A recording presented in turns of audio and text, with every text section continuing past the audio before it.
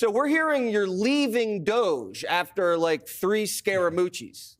What happened? Well, the reality is I'm pursuing elected office very shortly. We'll have an announcement soon. But, Jesse, things are off to a great start. I think President Trump has proven, look at the actions that he took in that first week, the most pro-merit president I think we've had in a long time. And as for my vision grounded in constitutional law and the future of the country, I think it's best pursued through elected office.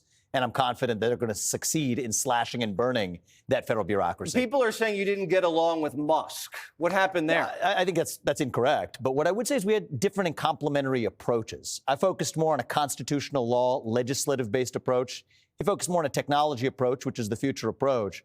No better person to lead that technology, digital approach than Elon Musk. But when you're talking about a constitutional revival, it's not just done through the federal government. It's done through federalism, where states also lead the way. So I'll have to be saying more on that very shortly, Jesse. All right, but that's so gonna be my Elon next didn't stop. fire you. No, we had a mutual discussion, and Okay. I think that I wish him well, and we're on the same page where divide and conquer. In saving the country, it's not a one-man show from the top down or the bottom up. It's all of the above, and that's what I'm in for. When you hear people say that these workers are going to get margs during work hours, what goes through your mind? I mean, how do you doge those people out of there? What goes through my mind is I'm not surprised. I mean, the fact is you've got 4 million federal bureaucrats, none of whom were elected to those positions in the first place. And the dirty little secret is the people we elect to run the government, until this last November, the people we elected to run the government were not actually running the government. That changed when Donald Trump took office at inauguration. You have a U.S. president that is actually running the show again. Look at that sweeping slate of executive orders. Look at fixing the immigration crisis. You had 4 years of illegal immigrants flowing across that southern border. In a matter of 1 week, we're now well on our way to sealing that southern border, ending these DEI programs, restoring merit. That's our American character that we miss, Jesse. And the beautiful part about this is these were man-made problems. We got a man-made solution. Now we just got to execute. Is DEI dead? Because Al Sharpton, he's still in the trenches. Well, the funny thing about DEI, we use this word. Ironically, it doesn't even stand for its own principles. In the name of diversity, what happened is we sacrificed true diversity of thought. And in the name of inclusion, we've created this new culture of exclusion where certain points of view just weren't welcome. That's un-American. It was neither diverse nor inclusive. And DEI and merit, you got to pick one. You can't have both. Either group quotas or meritocracy. There's no middle ground. And I think one of the things not just the Republican Party stands for, but you could see vast swaths of the American population stands for, is that we stand for merit over group quotas. That's the American way, and I think that that's what made this country great. What's happened to the Democrat Party? They're lost. They're lost in the wilderness.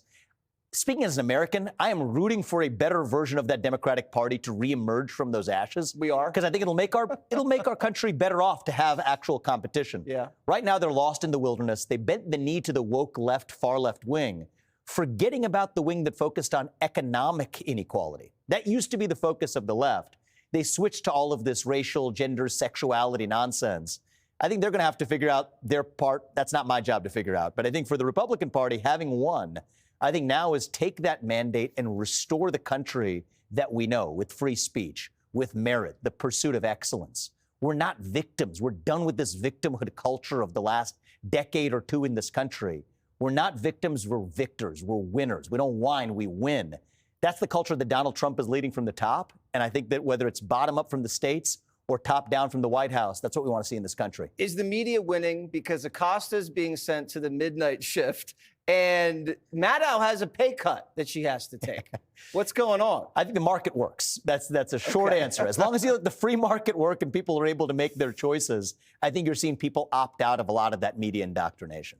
People in this country, they're not dumb. They understand. You lie to me once, okay, maybe that was a mistake. You lie to me repeatedly, I'm cutting off that cord. And so what you're seeing is a migration of people saying that if you lied to me before, I'm no longer trusting you with that.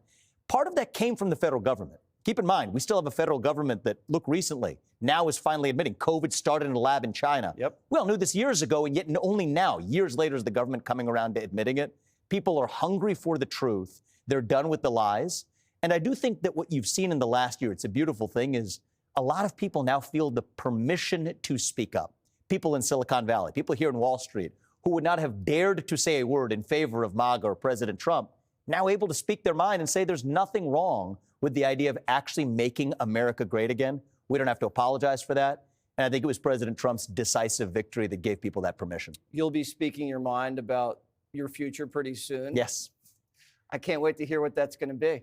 Well, look, I'll tell you my home state where I'm from. I'm flying back tonight in Ohio. We look at the country over the last 20 years. Silicon Valley was at the bleeding edge of the American economy.